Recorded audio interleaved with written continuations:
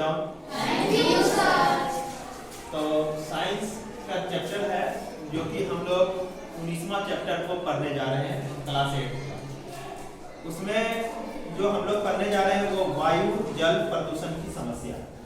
तो जैसा कि हम लोग जानते हैं जो प्रदूषण हमारे आसपास बहुत फैला हुआ है और उसको हमारे डेली लाइफ में रोजमर्रा की जिंदगी में बहुत ज़्यादा प्रॉब्लम की सामना करना पड़ता है, समस्याएं बहुत ज़्यादा आती है। तो सबसे पहले बच्चों हम लोग जो समझेंगे इसमें प्रदूषण क्या होता है, उसके बाद हम लोग समझेंगे वायु प्रदूषण से क्या रिलेटेड है और उसकी स्वास्थ्य के लिए क्या हमको दिक्कत की सामना करनी पड़ती है। तो ये सब समझने से पहले हम लोग सबसे पहले किसको समझेंगे? प्रदूषण। तो प्रदूषण जो है इसका मतलब क्या होता है? मीनिंग ऑफ पॉल्यूशन, मतलब कि प्रदूषण का मतलब क्या होता है? प्रदूषण का मतलब होता है गंदगी। प्रदूषण का मतलब क्या होता है? गंदगी। गंदगी, जहां से गंदगी जो है हमारा फैलता है, ठीक? तो प्रदूषण का मतलब हो जाता है गंदगी। क्या होता है? गंदगी। अब गंदगी का मतलब जहां दूषित हवा हो।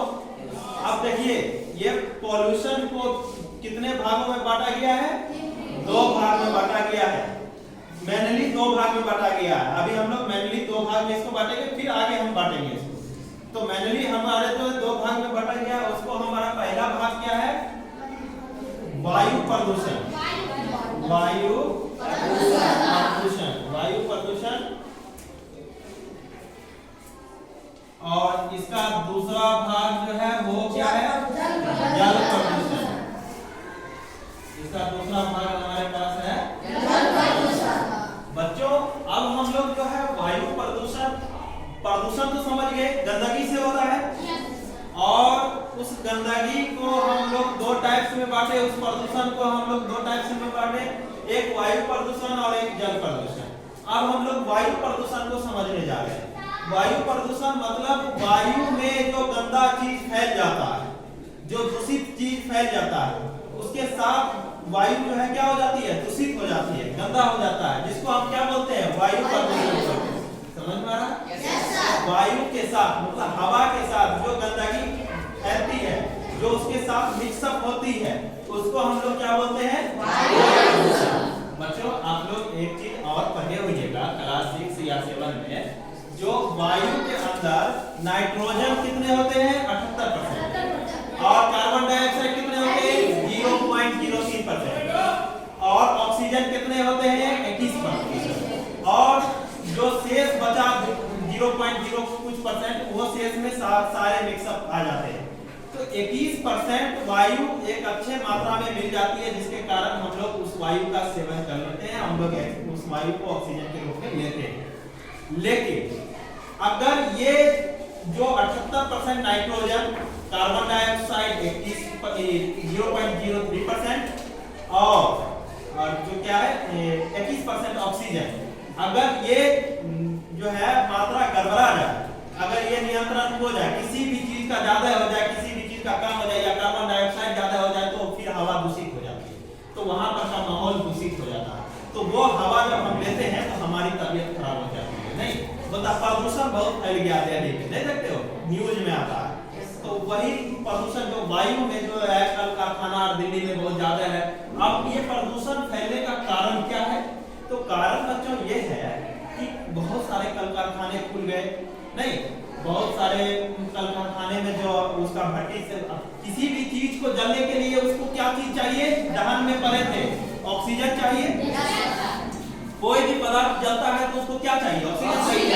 और जब केमिकल फैक्ट्री या कोई भी चीज भट्टा उट्टा जलता है तो उस स्थिति में क्या होता है? वो चीज को जलाकर ही कल कारखाना में उसका जो है प्रयोग किया जाता है। और जब वो धुआं निकलेगा, ऑक्सीजन लिया जलने के लिए, ऑक्सीजन लिया और छोड़ा गलत चीज, गलत मतलब गैसेस वगैरह छोड़ा, और वो गैसेस क्या हुआ? हमारे वायुमंडल में समा गया, वो वायु में समा गया और वायु को क्या किया? दूषित किया। अब वायु को दूषित किया कैसे? क्योंकि हमारा जो प्रतिशत बंधा हुआ है नाइट्रोजन 78, ऑक्सीजन 21, कार्बन डाइऑक्साइड 0.03%, इसको अनियंत्रित किया।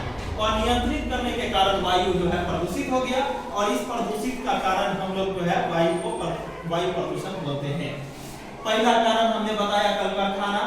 दूसरा कारण जो कल कारखाना का मतलब उद्योग, जहाँ उद्योग लगाता है, जहाँ पर जो है ईटा भट्टी वगैरह या फिर जो है कोई कल कारखाना या फिर जो है तुम्हारा बिजली ये जहाँ से पैदा होता है थर्मल जिसको कहते हैं, ये सब जो है जलीय के तैयार किया जाता है, कोयला को जला के किया जाता है। उसके बाद जो सेकंड है वो है हम लोग का बढ़ती आबादी के कारण परिवहन का बढ़ना।